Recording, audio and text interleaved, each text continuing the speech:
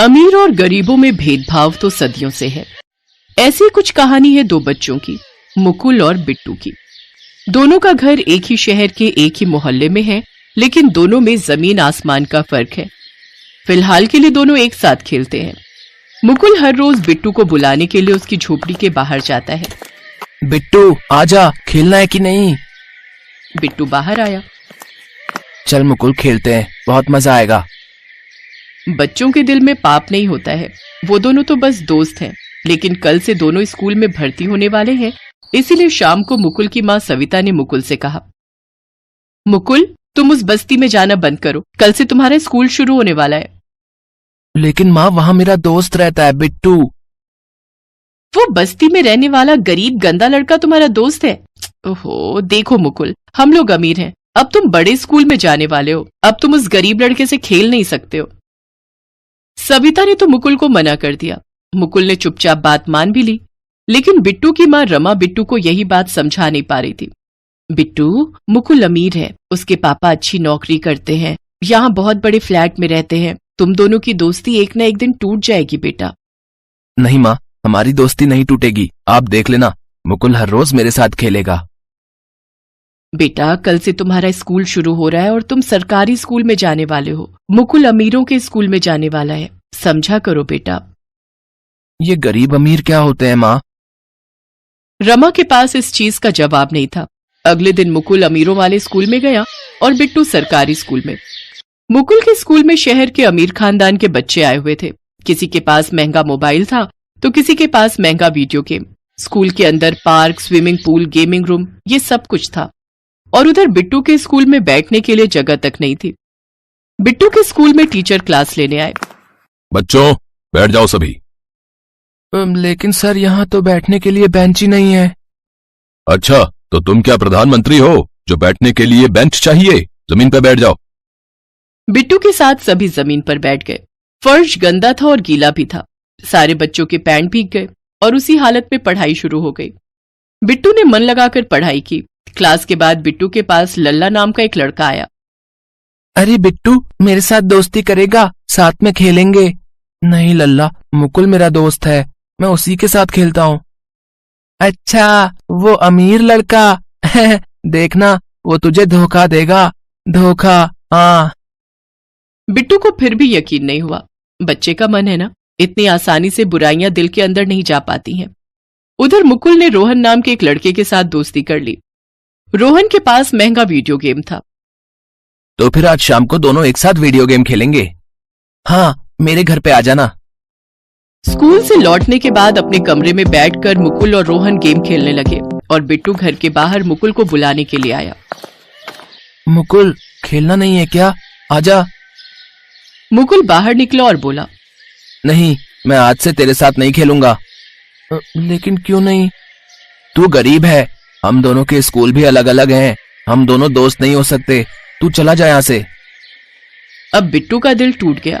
वो घर गया और अपनी माँ को पकड़कर जोर जोर से रोता रहा। माँ, मुकुल ने मुझे गरीब कहा। गरीब क्या होता है माँ? अमीर क्या होता है माँ? बताओ ना माँ, बताओ ना। बिट्टू फूट फूट कर रो रहा था, साथ में उसकी माँ भी रो रही थी। आज बिट्टू समझ गया था कि गरीब और अमीर में फर्क क्या होता है। उसे अब बस स्कूल जाकर मन लगाकर पढ़ाई करनी थी। सरकारी स्कूल में ज्यादा टीचर नहीं थे, जितने भी थे वो कभी टाइम पर आते नहीं थे, और जो आते थे वो सही से पढ़ाते नहीं थे या फिर क्लास के अंदर बैठकर अपनी नींद पूरी करते थे। उधर मुकुल के स्कूल में सब कुछ टाइम पर होता था। सभी टीचर आते भी थे और पढ़ाते भी थे, साथ साथ अच्छे अच्छे खाने को और खेलने को भी मिलता था। इन सब के बीच में मुकुल बिट्टू को भूल चुका था और बिट्टू पढ़ाई कर रहा था। उसे गरीबी से मुक्ति चाहिए थी। इतने में एक दिन टीचर ने कहा, बच्चों, हर साल शहर में स्कूलों के बीच में एक कंपटीशन होता है। उनमें आप में से कोई भी हमारे स्कूल की तरफ से एग्जाम और क्विज में बैठ सकते हैं, लेकिन कोई फायदा नहीं है, आज तक हमारा स्कूल कभी जीता नहीं। लेकिन इस बार हम जीतेंगे सर। जीतेंगे? लेकिन कैसे? तुम्हें पता भी है कि मॉडल स्कूल के लड़के कितने स्मार्ट हैं, वहाँ कितनी अच्छी पढ़ाई होती है। वो सब मुझे नहीं पता सर, लेकिन माँ कहती है कि मेहनत और लगन ही सफलता की सीढ़ी है। मैं मन लगाकर पढ़ूंगा, कुछ भी करूंगा, लेकिन मैं ये मुकाबला जीत कर ही आऊंगा। मैं दिखा दूंगा कि हमारा स्कूल भी जीत सकता है। शाबाश, ये हुई ना बात। ठीक है, मैं खुद अलग से तुमको पढ़ाऊंगा। बिट्टू को देखकर टीचर में भी जोश आ गया और वो बिट्टू को अच्छे से पढ़ाने लगे। उधर मुकुल ने भी अपनी स्कूल की इस प्रतियोगिता में भाग लेने के लिए नाम दर्ज कर दिया, लेकिन उसका ध्यान नए दोस्तों के साथ मस्ती करने और वीडियो गेम खेलने में ही था। और आखिरकार मुकाबले का दिन भी आ गया। बिट्टू और मुकुल आमने सामने आ गए। दोनों एक दूसरे को देखकर चौंक गए और पहला एग्जाम शुरू हो गया। एग्जाम में मुकुल ने आधे प्रश्नों का उत्तर नहीं लिखा क्योंकि उसे आता नहीं था, लेकिन बिट्टू ने सभी प्रश्नों का सटीक उत्तर दिया और पहला मुकाबला जीत गया। और फिर क्विज की बारी आई। जज ने पूछा, हाँ तो बताइए, भारत की कैपिटल कहाँ है? New Delhi sir. बहुत बढ़िया बिट्टू। हमारा नेशनल एनिमल क्या है? शेर है सर। Very good. अब बताओ, हमारा नेशनल सॉन्ग जन गण मन किसने लिखा था? रविंद्रनाथ टैगोर ने सर। बहुत अच्छा। क्या बात है मुकुल, तुम्हें कुछ भी नहीं पता है क्या? सर मुझे तो बस वीडियो गेम के बारे में पता है। मुकुल शर्मिंदा हो गया। बिट्टू ने प्रतियोगिता जीत ली और उसके बदले उसे स्कॉलरशिप मिली। मुकुल बिट्टू के पास आकर बोला, बिट्टू मुझे माफ कर दे। बड़े स्कूल में भर्ती होने के बाद मैं सब कुछ भूल गया था। क्या तू फिर से मेरा दोस्त बनेगा? हाँ मुकुल, हम तो बेस्ट फ्रेंड हैं। दोनों ने एक दूसरे को गले लगा लिया और दोनों फिर से दोस्त बन गए। अंत में दोनों की दोस्ती के बीच में अमीरी गरीबी नहीं आई और आना भी नहीं चाहिए। बिट्टू की वजह से उसके स्कूल में सुधार आया। स्कूल में टीचर समय पर आने लगे और मेहनत से पढ़ाने लगे। बैठने के लिए बेंच, शौचालय, सब कुछ का इंतजाम हो गया और सभी बच्चे एक ब्राइट फ्यूचर की ओर बढ़ने लगे।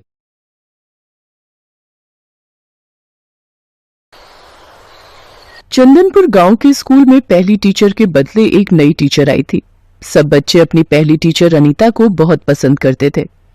अनीता का स्वभाव भी उन बच्चों के साथ बहुत अच्छा था, पर अपनी कुछ फैमिली प्रॉब्लम्स के कारण अनीता को वापस अपने शहर जाना पड़ा।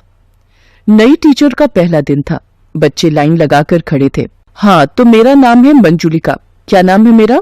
सभी बच्चे मंजुलिका का नाम दोहराते हैं। उनमें से एक बच्ची निशा नाम ठीक से नहीं ले पा रही थी। ए इधर आ लड़की, क्या नाम बुलाया तूने मेरा? मंजुलिका। निशा के ऐसा कहते ही सारे बच्चे जोर से हंस पड़े। ये देखकर मंजुलिका का पारा हाई हो गया। उसने हाथ पे पकड़ी डंडी जोर से निशा के हाथ पर मारी। निशा चिल्ला पड़ी और हंसते हुए बच्चे सहम गए। बड़ी हंसी आ रही थी ना? तुम सबको अभी बताती हूँ मैं। मंजुलिका सबको डंडे से बहुत पीटती है। बच्चों का रो रो कर बुरा हाल था। अगर किसी ने भी अपने घर जाकर ये कहा कि आज स्कूल में तुम सबकी पिटाई हुई है, तो फिर मुझसे बुरा कोई नहीं होगा, समझे? मंजुलिका की गुस्से से भरी लाल आंखों से बच्चे इतने सहम गए कि उनमें से कुछ बच्चों का तो बाथरूम ही निकल गया।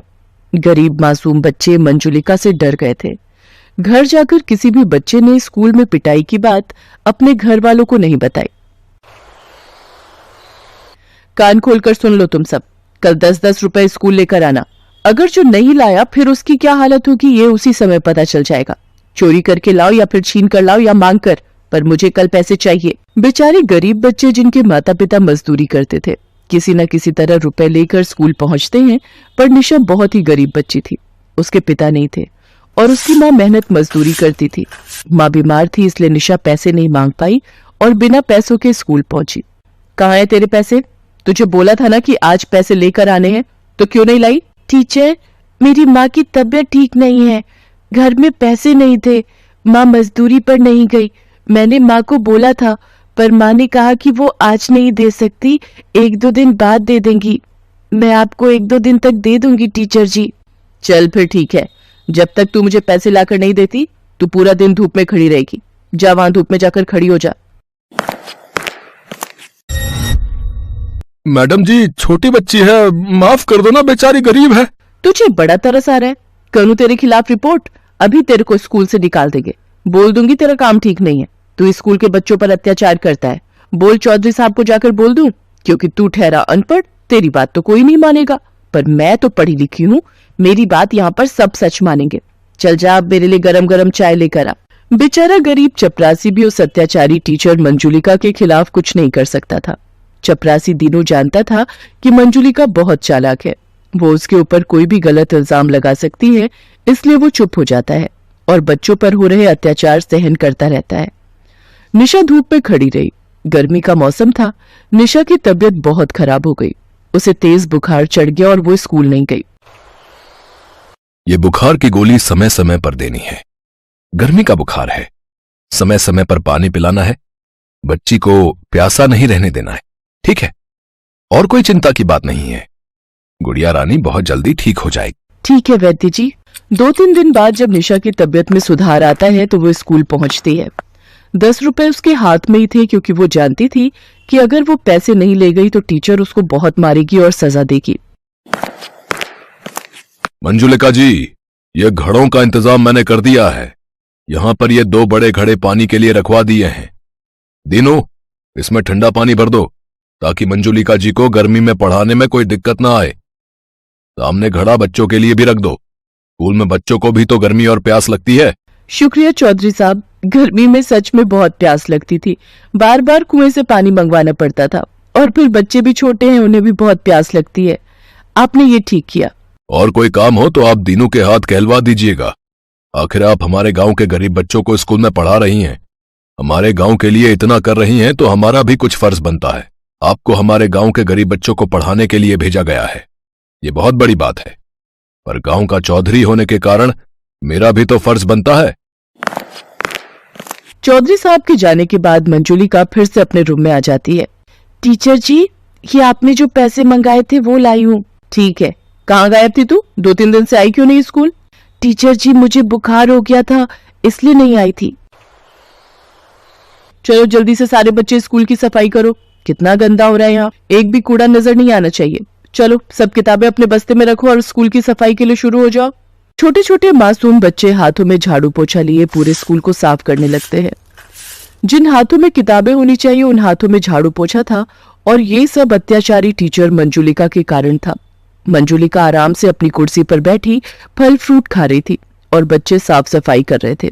कुछ भी कहो, चौधरी साहब के भेजे हुए आम और तरबूज हैं बड़े मीठे। ओ, अरे मेरी चप्पल फिर टूट गई। इधर आओ तुम सब। तुम सब में से मोची किसका बाप है? टीचर जी, मेरे बापू जूते पालिश करते हैं। अच्छा, ये तो बहुत बढ़िया बात है। ये हुई ना अच्छे बच्चों वाली बात। चल, अब ये मेरी चप्पल आज घर ले जाना और अपने बापू से जुड़वा लाना। हाथ आगे कर। तू भी क्या याद रखेगा कि टीचर ने तुझे तरबूज खाने के लिए दिया है। ले पकड़ टुकड़ा। टीचर, ये आपके मुंह का जूठा है, मुझे नहीं खाना। क्या कहा? नहीं खाना? झूठा खिला रही हूँ? अरे तुझ जैसे भिखारी गरीब के बच्चे को एक तो मैं दे रही हूँ, ऊपर से मुझे नखरे दिखा रहा है। अब तू पिटेगा, इतना पिटेगा कि तू हमेशा याद रखेगा। मंजुलिका ने डंडी उठाई और जोर जोर से बच्चे को पीटना शुरू कर दिया। बच्चा रोता रहा, चिल्लाता रहा, पर मंजुलिका ने उसकी दर्द भरी चीख नहीं सुनी। बच्चा दर्द से करा रहा था। गलती हो गई, छोड़ दो टीचर जी, माफ कर दो। किसी तरह चपरासी दीनू उस बच्चे को मंजुलिका से छुड़वा लेता है, पर दीनू बहुत परेशान हो चुका था। मंजुलिका ने हद पार कर दी थी। उसे समझ ही नहीं आ रहा था कि वो किस तरह से मंजुलिका की सच्चाई चौधरी और गांव के सब लोगों को बताए। बच्चे भी बहुत डरे हुए थे। और फिर एक सुबह, अरे आज दूसरे घड़े में तो पानी ही नहीं है, बहुत प्यास लग रही है। वो दूसरे घड़े में देखते हैं, शायद उसमें पानी होगा। दोनों बच्चियां दूसरे घड़े से पानी लेने के लिए जाने लगती हैं, पर जैसे ही निशा घड़े को हाथ लगाने लगती है, अचानक से मंजुलिका वहां आ जाती है और निशा का गला दबा देती है। टीचर जी, छोड़ो मेरा गला, दुख रहा है, मेरा दम घुट रहा है। मेरे से बिना पूछे गरीब भिखारन अछूत घड़े को हाथ लगाती है, आज तेरी खैर नहीं। तभी दीनू के साथ गांव के चौधरी साहब और बाकी गांव वाले भी आ जाते हैं, जिनमें निशा की माँ भी होती है। छोड़ो उस लड़की को, छोड़ो उसे। चौधरी साहब, अब आप? अरे मैं तो। तभी निशा की माँ मंजुलिका को जोरदार थप्पड़ लगाती है। निशा अपनी माँ से लिपट कर रोने लगती है। माँ, ये टीचर बहुत गंदी है, हमें बहुत मारती है माँ। मेरी बच्ची। ललन, इंस्पेक्टर साहब को फोन मिला। इस टीचर को कड़ी से कड़ी सजा होगी। माफ कर दीजिए चौधरी साहब, आइंदा ऐसा नहीं करूंगी। चौधरी साहब, कब से सोच रहा था कि इस अत्याचारी टीचर की शिकायत करूं। पता नहीं भगवान ने मुझे कहां से हिम्मत दे दी, और मैंने आपको कल रात सब कुछ सच सच बता दिया। आपकी आंखों के सामने गुनहगार है चौधरी साहब। इन गरीब मासूम बच्चों पर बहुत अत्याचार हुआ है। कहते कहते दीनू रो पड़ता है। आज उसने हिम्मत की और गांव के गरीब बच्चों को एक अत्याचारी टीचर से मुक्ति दिला दी। मंजुलिका को सजा हो जाती है और उसके सारे सर्टिफिकेट छीन लिए जाते हैं। उसके क्रूर और अत्याचारी स्वभाव के कारण आज उससे एक टीचर का पद छिन जाता है। सबके आग्रह करने पर फिर से बच्चों की प्रिय टीचर अनीता को वापस बुला लिया जाता है। अनीता भी जब बच्चों के साथ हुए अत्याचार के बारे में सुनती है तो उसकी भी आंखें भर आती हैं। मासूम बच्चे बहुत खुश थे क्योंकि उन्हें अपनी प्यारी टीचर फिर से